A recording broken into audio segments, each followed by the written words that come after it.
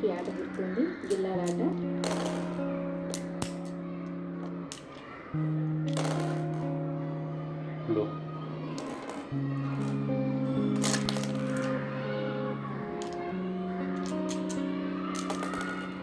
ఇది 90s 80s వాళ్ళకి బాగా తెలుసు ఈ ఆటలు. ఇప్పుడున్న జనరేషన్ పిల్లలు టెక్నాలజీ కనుక పరిగెట్టడం సరిపోయింది. ఎక్కువగా ఫోన్లు, టీవీలు అవి తెలుసు, కానీ ఈ గిల్లాలంటే ఏంటో కూడా తెలియదు ఇప్పుడున్న జనరేషన్ వాళ్ళకి.